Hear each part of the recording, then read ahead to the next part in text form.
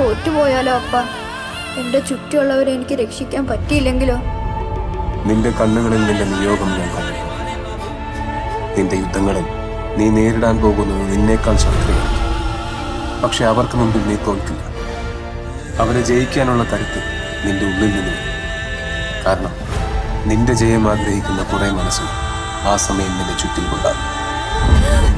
അവർക്ക് വേണ്ടി നീ ജയിച്ചേ മതിയാവും.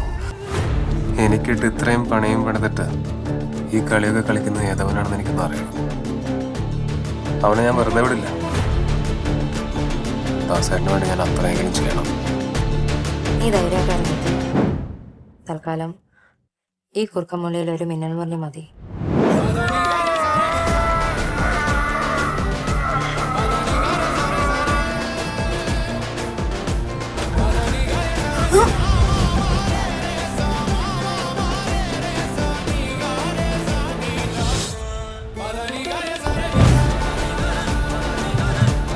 നമ്മുടെ നാട് അപകടത്തിലാണ്. നിനക്ക് എന്തെങ്കിലും ചെയ്യാൻ പറ്റുമോ? ഞാൻ പറഞ്ഞില്ലേ, ഇനി ഇവനെ കൊണ്ട് എന്തെങ്കിലും ചെയ്യാൻ പറ്റും.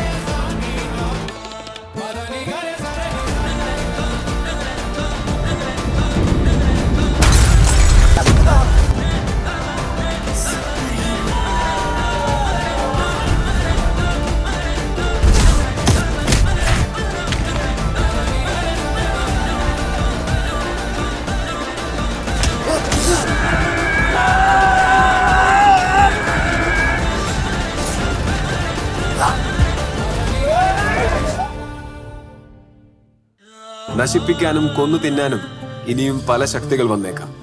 ആരൊക്കെ വന്നാലും നേരിടാൻ തയ്യാറായി ഞാൻ ഇവിടെ തന്നെ ഉണ്ടാവും. എന്റെ നാടിന്റെ രക്ഷകനായി, അവരുടെ സ്വന്തം മിന്നൽ മുരളിയായി.